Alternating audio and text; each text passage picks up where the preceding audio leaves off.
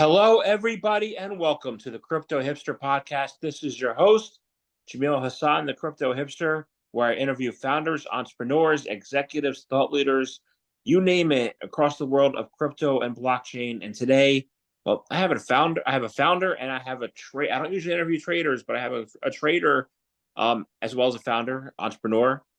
He is the founder of Global Prop Trader. He is the host of the How to Trade It podcast. His name is Casey Stubbs. Casey, welcome to my show today. Thank you, Jamil. It's great to be here. You're very welcome. Very welcome. So let's kick things off and ask you first, what is your background and is it a logical background for what you're doing now? Yeah, I mean, it's basically what I've done most of my life. So involved in markets. I do marketing, online marketing. I do financial markets, which includes Bitcoin and crypto. And I've been introduced to the financial markets when I was just a teenager, and I've been doing it ever since. Very cool. You have a unique story as opposed to a lot of people. You have a unique story, like a rags to riches kind of story, right? What is your story all about?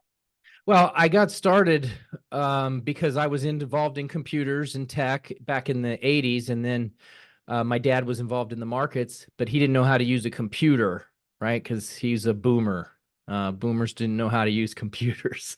And I had to, he's like, hey, I need to get this stock platform. So I set it up for him. And then when I did, I was like, oh, wow, I didn't know you did this. This is really cool. And from there, I was really hooked into the markets. And I joined the military right after that, and I just put all of my money into the markets, like all my paycheck, everything, because you get free food and free housing. So I'm like, I'm just going to put it all in. And that was not a lot back in the mid 90s. That was like $800 a month was my first pay. And by the time I got out, and my timing was perfect, but by the time I got out, I had over $30,000 in the market after in little over 4 years. And for a young kid, that was a lot of money, especially because with inflation, that's like $60,000 or $70,000 in today's money. And so I just got a really fortunate start. I didn't really know what I was doing, but I just kept at it and kept learning a little bit along the way. And I'm still learning every day. Great. You have a podcast and you have a trading business, right? So I'm interested in first in your trading business, as well as your podcast. But what are they all about, including your vision, your mission, and your mandate? So I learned early on, like super early, and I just got lucky, thank the Lord, about multiple streams of income, right? Because I started out making money, a paycheck in the army. And then I was also getting paid from my investments at the same time. So I'm a young guy double dipping, right? And so that's kind of what I still do to this day. I just kind of fell on it and I didn't realize it. So now I I'm making money from my investments and my trading. So that's one stream of income. Then I've got a financial education business, which is an online marketing platform where we sell online education. So that's another stream of income. And then additional to that, I do some other things like the podcast. And I also wrote a book, which brings in other revenues as well. And so I've just got kind of a lot of different streams of revenue happening. And I'm always looking to see if I can find another one somewhere. Well, one of them is you say you trade Bitcoin and crypto, and Bitcoin is a passive stream of income. You don't have to do anything; you just hold it, right? But you trade crypto, so I want to find out, what's your view on trading Bitcoin and other cryptos, and what's your strategy with that? Well, Bitcoin is actually to me pretty simple because it's since it's launched, it's followed a pretty predictable pattern. It goes up, makes a big move, goes through a bear market for a period of time, comes back down, almost the exact same retracement as the previous bear markets, and then it goes up and makes a new high, almost the exact same spot that it made in the other. It makes the same type of progression, and so I've just followed that pattern, and I feel like it's looking like it wants to do that same pattern one more time. And I don't know how long that's going to continue, but as long as it does, that's pretty much my strategy with Bitcoin. Okay. You're going to have a lot of maximalists who are, who say, "You trade Bitcoin? What's the matter with you?" You know, um, so because they believe and I do too, that it's a currency, that it's as equal or better than gold, and definitely better than the dollar. So what's your long-term outlook, and as far as the value of Bitcoin, and where do you think the price will go in the next year or so? Well, I did a podcast back in, I think, October on my show on the How to Trade It podcast, and I wrote 4 reasons why I thought Bitcoin was going to hit 250K either in 24 or 25. And so I'm still kind of holding on to that. And you people that listen to your show and you love Bitcoin and understand how great it is, and I'm the same way. I just I think it's real money. I think it's totally awesome because of the amount of effort and energy that it takes to create it. You got the miners that have to pay money for the rigs, they got to pay for the warehouses, they got to pay for the electricity, and they're like, well, it's nothing. But no, it's not nothing. They have to create it. It's just like you going out and buying a piece of land and digging for gold, right? It takes a lot of energy, a lot of manpower, and a lot of effort, and the scarcity factor as well. And so, yeah, I just love Bitcoin. And so that's one of the biggest reasons why I think it's going to go up is the scarcity factor. I don't think people sell. If you look at, there's a website called Into the Block. It's a blockchain analysis website that does stats on crypto. Like 98% of the Bitcoin holders are in profit, which is pretty phenomenal, right? And the reason why is that? It's because no one sells. And until it almost has to get to be like stupid money. And then finally people will sell. They're like, this is just stupid. Like, this is just too stupid, right? And then finally they sell. Then a little bit of fear kicks in. And then the other people are like, oh, I guess this isn't going to go forever. So then the second rate, then the more selling kicks in. But then you got your hardcore, your diehards. They're never going to sell. And then people start seeing the prices again, and it just keeps picking up. And so when you look at all that, plus you got the halving and the ETFs and just the publicity of Bitcoin, I just can see that really hitting 250,000 in this bull run. You might be spot on. We'll see. I hope so. That'd be great for the industry. Um, so I used to think that I could be a successful trader, right? But I have a hard time. Like, I used to be a positional trader, but I have a hard time selling any positions right now. I have like 9 cryptos, and I'm like, I don't want to buy that for that. But like, it's. I have a mentality of long-term investor, right? You have a mentality of trading. It's a different mentality, right? How do you develop that trading mindset to become, a successful trader? So I think it really stems on your own personality traits, right? So like, you got to know yourself. So Jamil, you're like, I'm a long-term guy, and that is fine. That's you can do extremely well with that mindset, especially if you have a strategy and you know what you're doing and you go into the right things and you really, there's a great way to do that.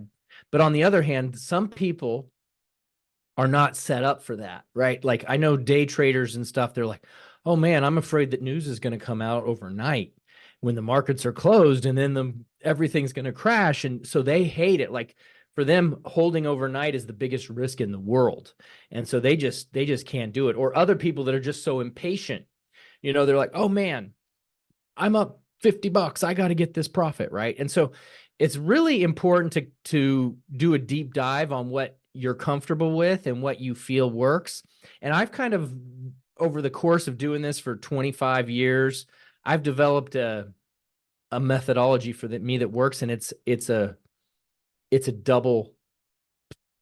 multiple strategies, right? So I do a long-term position trading where I'm holding and buying and dollar cost averaging, which Bitcoin's one of the ones I do that in.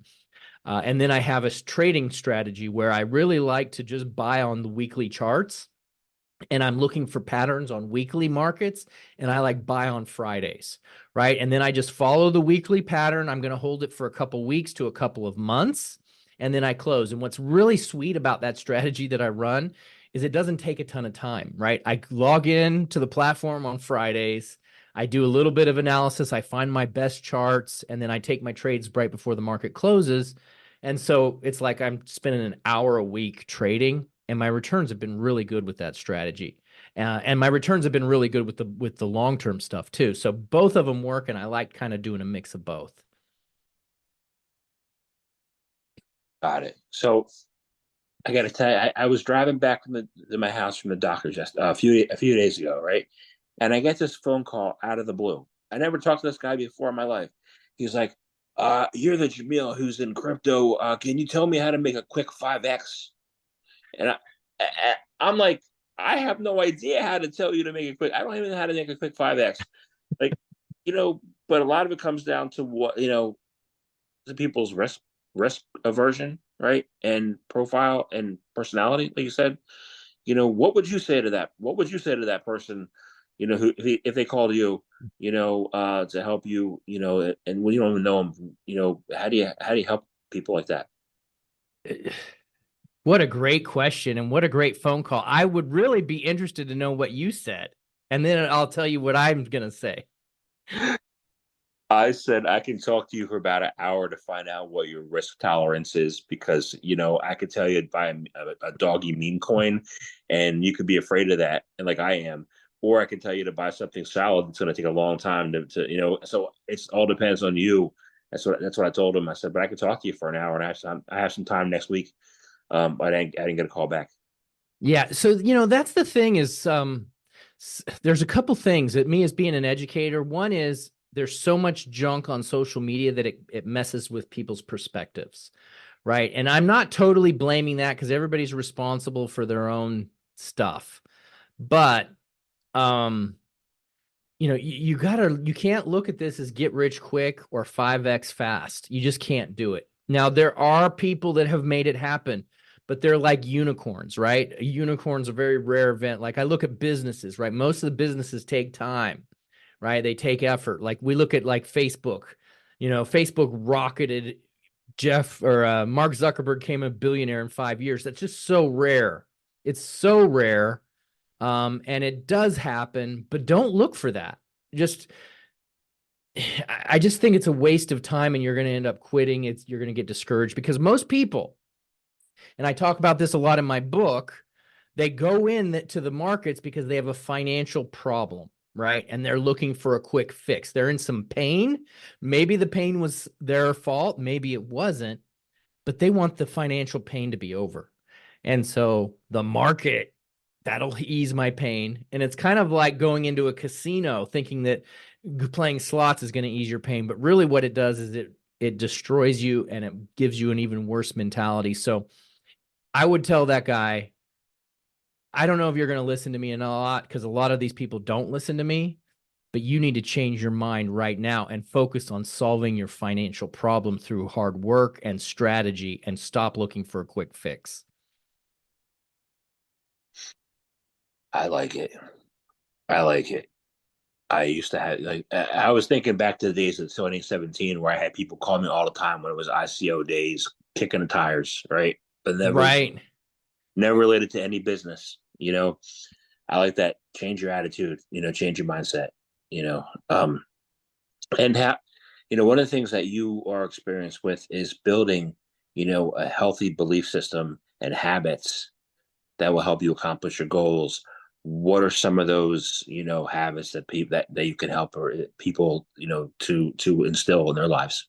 Well, I think the first one is have a vision, have a plan, right? Like, okay, don't just jump in saying I want to make 5x, but what are you trying to accomplish, right? Like, get yourself an actual vision, get yourself some goals, and then focus on those every day. Just set some time apart. I like to sit down. Discipline, right? It's the dirty word. It's a dirty word, but discipline is freedom. Most people think discipline is prison, but the more disciplined you are to do the things that you don't want to do, the more freedom you're going to have later on, right? And so you got to be disciplined every day. Get up and look at your goals. Every day, look at your action steps. Focus on your mindset. Don't focus on you know everybody else and what everybody else is doing, because if you do that, you're going to get upset, you're going to get discouraged, you're going to lose hope, and you're going to quit, right? That feeling of discouragement sets in, And then it's like the end of the world, even though it's not. It's a mindset game, and you're going to quit. Another thing is just try to stay positive and focus on building. What steps can I say today? Look at the good side of things. I'm a glass half full kind of guy, because every single day I can find 50 negative things, or I can find 50 positive things. And when I talk to the negative people, they're like, "Well, I'm just a realist." Well, yeah, that's true. Those things are real, but the positive things that I'm looking at are real too. I'm not just making them up. I do believe that we shouldn't hide from our problems. We should look at them realistically. But then when we see a problem, we think, positively about that problem. Like, this is a really big problem. I'm glad I have this problem. Why are there 5 reasons why I'm glad about this problem? If you look hard enough, you're going to find them. It'll change your mindset. It'll help you solve that problem. I like the discipline angle and the mindset. I read your LinkedIn profile. It says you're a father of 9, right? Yes. Yes. What lessons have you learned from your children that are you able to bring into your business to grow that, as far as the discipline and mindset? I have 2 kids and they're a lot of work, but 9, can't imagine. Yeah, well, that's the big thing is with a larger family is you've really got to be disciplined with your time. And I'll be honest, I've struggled with it because I like to work a lot. And so working a lot is kind of, sometimes I'm leaving my kids behind a little bit. And so I've had to that's one of the problems that I've had to deal with, is like, okay, this isn't working. Me focusing totally on work and trading and all that, I got to dial back. So I have to be strategic with my time, be disciplined. It's like, okay, I'm going to allot only certain amount of time for work. And then I'm going to be disciplined, and I'm going to follow that, so that and it forces me, see, it actually improves my productivity working less, but it forces me to only do the most important things, try to delegate the rest, and then I'm much more productive. And so then I come up with a game plan on how to do my fathering and family stuff, which is much more important long term than work. Keep up the good work. you know, yeah, good. Um, so I wanna I wanna move on to, actually, you're also involved with your church and community, right? That's true. Yes. So you have to prioritize those important levels too.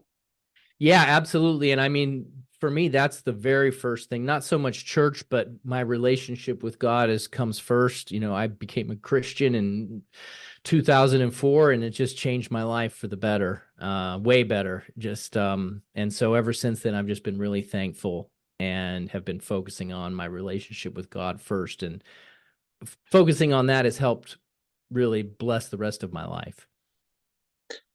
Makes sense. So I want to switch gears a little bit. Um, you have built a online. You've grown an online business really from scratch, like from to nothing to over 2 million per year in revenue, right? For people who are starting out, as entrepreneurs, as founders who are looking to go and build an online business, how do you do that? How do you build it to 2 million a year or more? How do you start from the ground up and build it up? What's some things that advice you can give people? Well, that question, I'm going to talk for 2 hours straight. Just kidding. No, that's a tough question. Honestly, part of me feels like I said in the very beginning, I was really fortunate to do that because I didn't know what I was doing. So I was fortunate in the fact that some things happened in my favor.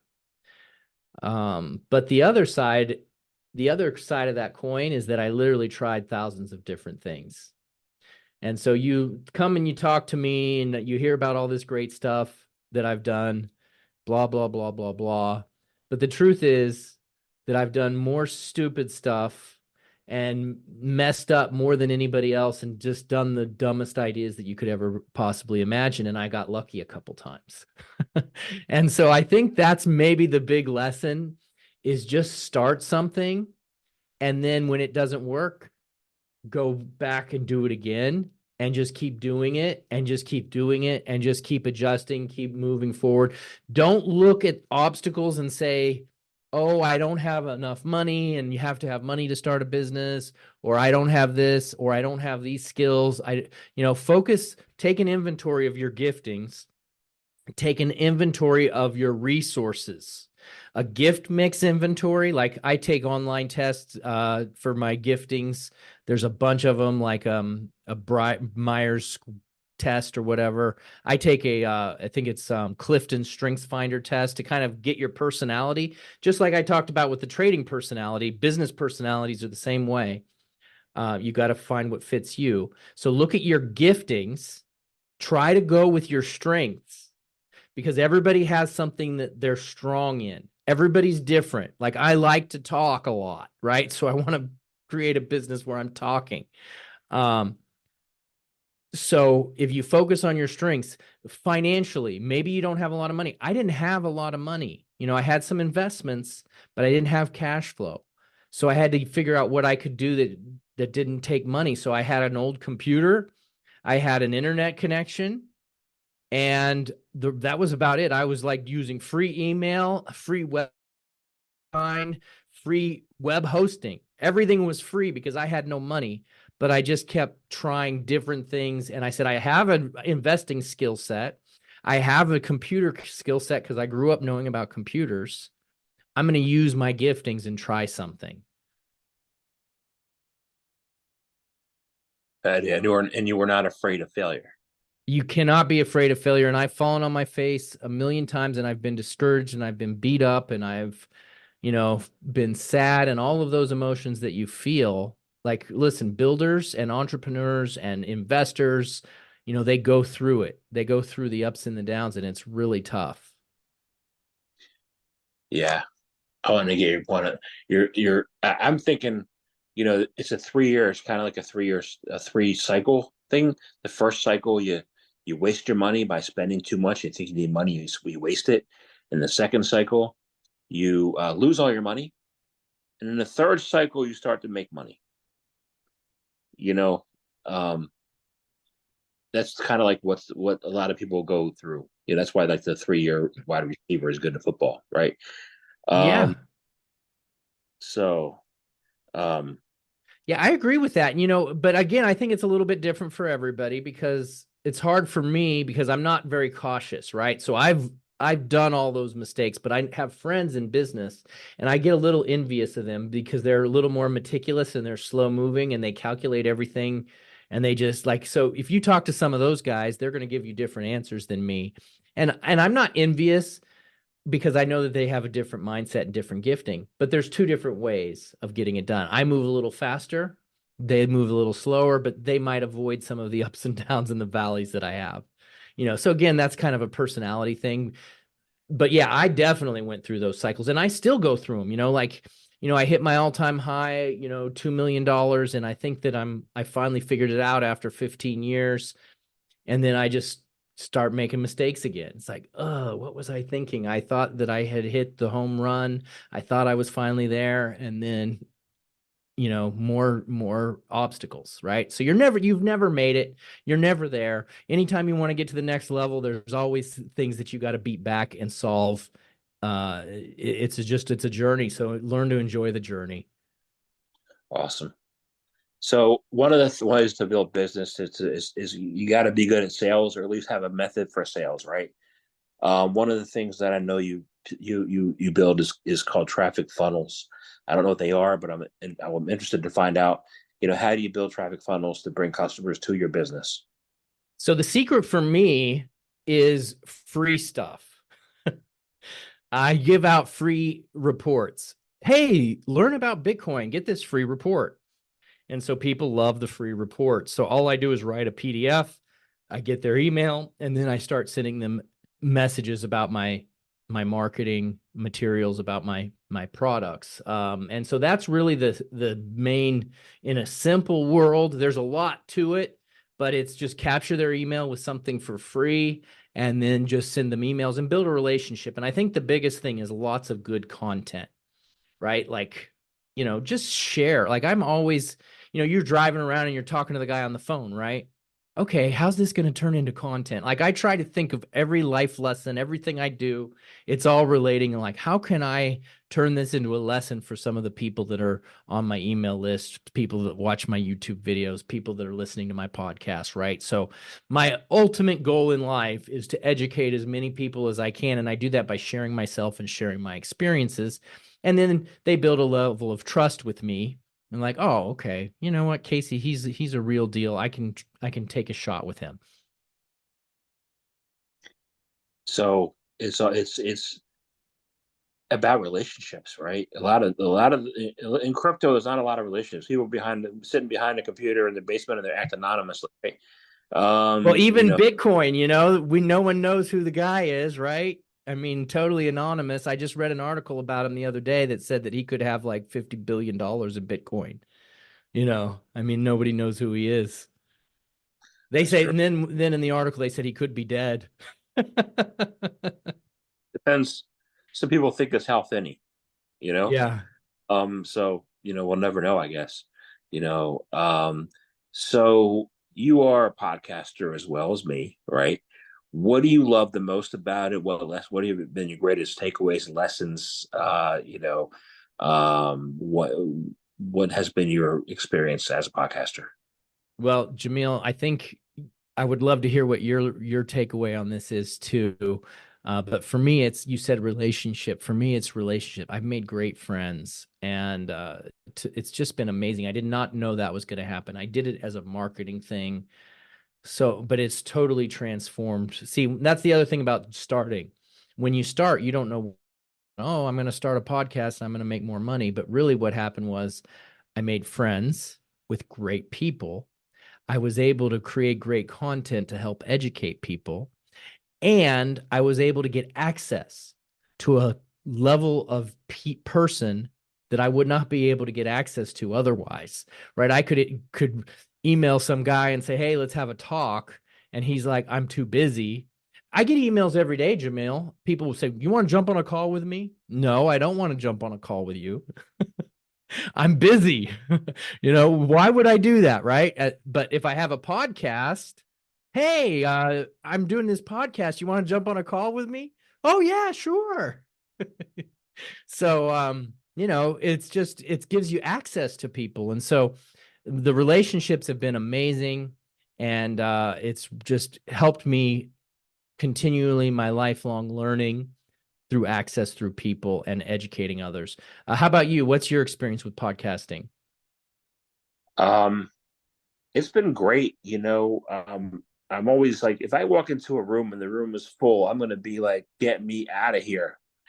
But when I have one-on-one conversations with people, I get to be in contact with humans, number one.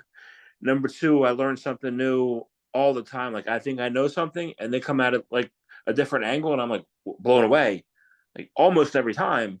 So I'm continuing to learn and grow, and I hope my audience is doing the same. Yeah. Yeah. You know what, Jamil? I'm the same way. Like you hear me on the show and I'm just jabbering, right? But if you get me in a room, I'm the guy sitting in the corner, drinking my Diet Coke and not talking to anyone. I'm there for 30 minutes and then I'm like, okay, this is dumb. And then I'll go up to my room. Now I have learned a little networking secret, which I've learned, and it's I just do what I do on a podcast, which is I just ask people questions, right? Like it's easy to draw people out when they're talking about themselves, like you're doing to me. You're drawing me out. It's easy to ask them to draw them out when you're asking about their life. That makes sense. I'll give that a shot at the next social event. So, um, thank you. I want to thank you very much. I enjoyed speaking with you, and I enjoyed this conversation. And I have really one last question, and it's probably the easiest one I asked you. It's how can people find out more information about you, about your podcast, about your business? How can they learn how to trade from you? How can they do any of that? Okay, so my website is called tradingstrategyguides.com. So you can go there. My podcast is called How to Trade It, which is also accessible on my website. And then I have a book, which is called The Complete Trading System. And you can either get that on Amazon or I think there's a link for it on my site somewhere. Very cool. Thank you very much for your time today. Thank you, Jamil.